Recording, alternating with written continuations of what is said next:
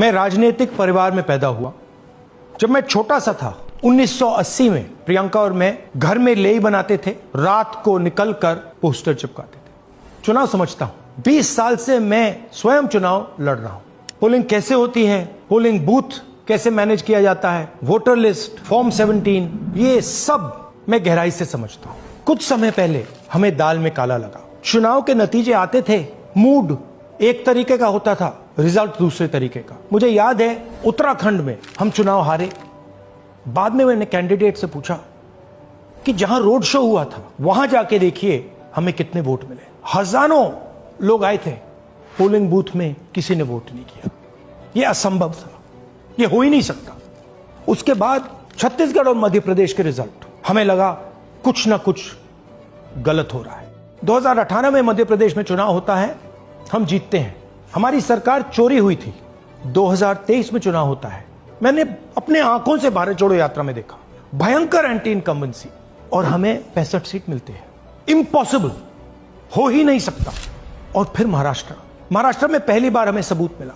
विधानसभा और लोकसभा के बीच में जादू से नए वोटर आते हैं, और जहां भी इन नए वोटर्स ने वोट किया वहां वोट बीजेपी को गया।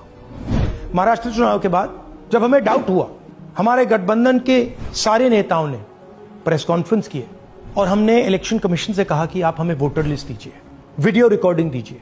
इलेक्शन कमीशन ने मना किया। ना उन्होंने हमें वोटर लिस्ट दी और ना उन्होंने वीडियो रिकॉर्डिंग दी। डाउट हुआ, क्यों नहीं दे रहे, क्या कारण है? तो हमारे दिमाग में सवाल उठा, क्या इलेक्शन कमीशन बीजेपी की मदद कर रहा है? क्या इलेक्शन कमीशन ही इलेक्शन को चोरी करवा रहा है? इसके बाद हमने एक टीम सेटअप की और हमने उन्हें कहा कि आप जाइए, एक कंस्टिट्यूएंसी में जाके ढूंढिए, सच्चाई ढूंढिए, किस प्रकार से चीटिंग की जा रही है, किस प्रकार से यह काम किया जा रहा है और कौन कौन इस काम को कर रहे हैं। सबसे महत्वपूर्ण बात यह है कि इलेक्शन कमीशन डिजिटल डेटा नहीं देता है, फिजिकल डेटा देता है। मतलब लाखों कागज में वोटर लिस्ट दे देगा, मगर डिजिटल वोटर लिस्ट किसी को कभी नहीं देता है। क्यों नहीं देता? कारण क्या है? कारण है कि अगर डिजिटल डेटा मिल जाए तो इलेक्शन कमीशन की सच्चाई पूरे देश को पता लग जाए। हमने टीम को बताया, मैंडेट दी कि आप जाके चेक कीजिए, आप 5-7 सीटों पे पता लगाइए कि चीटिंग हुई, और अगर हुई तो कैसे हुई। टीम ने हमें एक दिन बताया कि 5-7 सीटों पे काम किया ही नहीं जा सकता। क्यों? मैंने उनसे पूछा क्यों नहीं किया जा सकता। उन्होंने मुझे ये कागज दिखाए। ये जो कागज हैं, ये एक लोकसभा के कागज नहीं है, ये एक विधानसभा के कागज है, और इन कागजों को हमने मैन्युअली सॉर्ट करना पड़ा। और पूरा का पूरा काम जो हुआ है, इसमें 6 महीने लगे हैं, और एक असेंबली सीट में हम ये काम कर पाए हैं। क्यों? क्योंकि डिजिटल डेटा नहीं दिया जाता। अगर इलेक्शन कमीशन ने हमें डिजिटल डेटा दिया होता तो हम ये कार्रवाई पूरे देश में, हर लोकसभा में, हर विधानसभा में 15 मिनट में करके दिखा देते। हमारे पास अनलिमिटेड रिसोर्सेज नहीं है, इसलिए हमने ये रिसर्च सिर्फ एक लोकसभा में, एक विधानसभा सीट में की। मगर मुझ में अब पूरा भरोसा है कि ऐसी 100 से ज्यादा सीटें हैं हिंदुस्तान में। जो यहां हुआ है उन सीटों में भी हुआ है। और याद रखिए, अगर बीजेपी को 10-15 सीटें कम आती तो आज नरेंद्र मोदी प्रधानमंत्री नहीं होते, इंडिया गठबंधन की सरकार होती। जांच ने 5 तरीके की चोरी पकड़ी है।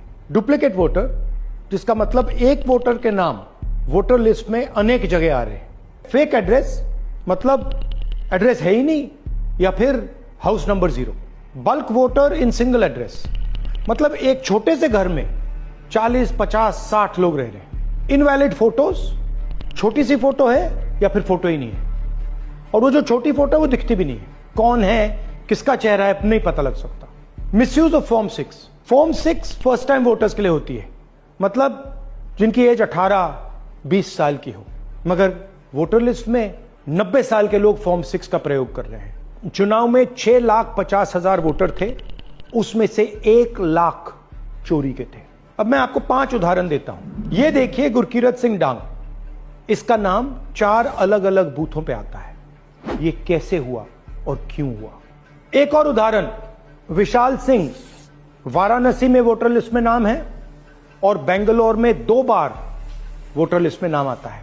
क्या ये वाराणसी में वोट कर रहे हैं या बेंगलोर में वोट कर रहे हैं या दोनों जगह वोट कर रहे हैं। एक और उदाहरण देखिए, हाउस नंबर 0।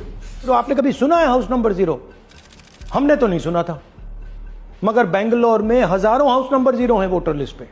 हाउस नंबर 35 की कहानी सुनिए। छोटा सा घर है, ज्यादा से ज्यादा 4 लोग रह सकते हैं, मगर इस 35 में 80 लोग वोटर लिस्ट में रजिस्टर्ड है। ये ईआरओ ने कैसे अप्रूव किया, क्यों अप्रूव किया, पता लगाना है। अच्छा, अब ये देखिए वोटर लिस्ट, इनकी फोटो देखिए, या फोटो है ही नहीं या फिर छोटी छोटी फोटो है तो दिख नहीं सकती। इन वोटर आईडीज पे वोट दिया गया है। अब मैं आपको बताता हूं शकुन रानी की कहानी। फर्स्ट टाइम वोटर बनी है, 70 साल की आयु है। एक बार फॉर्म 6 का प्रयोग किया और उसके कुछ ही महीने बाद दूसरी बार फॉर्म 6 का प्रयोग होता है। 2 बार इनका नाम वोटर लिस्ट में आता है और फर्स्ट टाइम वोटर की लिस्ट में आता है। ये फर्स्ट टाइम वोटर हो ही नहीं सकती। तो क्या शकुन रानी जी ने वोट किया या किसी और ने शकुन रानी जी के लिए वोट किया? ये ही छुपाने के लिए सीसीटीवी का डेटा हमें नहीं दिया जा रहा है।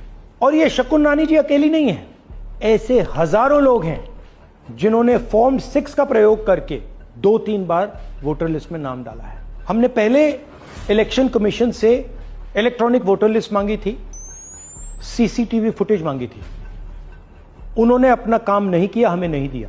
फिर हमने अपना इन्वेस्टिगेशन कराया, आरटीआई भरे और हमारे पास डेटा आया। भाइयों और बहनों, सच्चाई यह है कि हिंदुस्तान में इलेक्शन कमीशन और बीजेपी मिलकर इलेक्शन चोरी कर रहे हैं। यह पूरा का पूरा सबूत ब्लैक एंड व्हाइट में आज हमने आपको दिया है। इलेक्शन कमीशन जानता है कि हमने उनकी चोरी पकड़ ली है, इसीलिए एसआईआर आया है। यह एसआईआर जो है इंस्टीट्यूशनलाइज चोरी है। इलेक्शन कमीशन खुलकर बिना डरे बीजेपी के साथ मिलकर चोरी कर रहा है। और ये जो एसआईआर है, इसका लक्ष्य गरीबों का जो हक है, उनका वोट जो है, उनसे चोरी करने का है। मैं आपको एक और बात बताना चाहता हूं। इस पूरी इन्वेस्टिगेशन में हमने वोटर एडिशन को देखा है, मगर जितना एडिशन होता है शायद उससे ज्यादा डिलीशन होता है, सब्ट्रैक्शन होता है। तो ये सिर्फ एक मेन तरीका हमने पकड़ा है, दूसरे तरीके पे हमने इन्वेस्टिगेशन की ही नहीं अभी। मैं इलेक्शन कमीशन और इलेक्शन के ऑफिसर्स को साफ कह रहा हूं, आप जो कर रहे हो गलत कर रहे हो, ये ट्रीजन है, देश के खिलाफ है। ये मत भूलिए, टाइम आएगा हम आपको पकड़ेंगे, बचने वाले नहीं हो। It is critical that we expose voter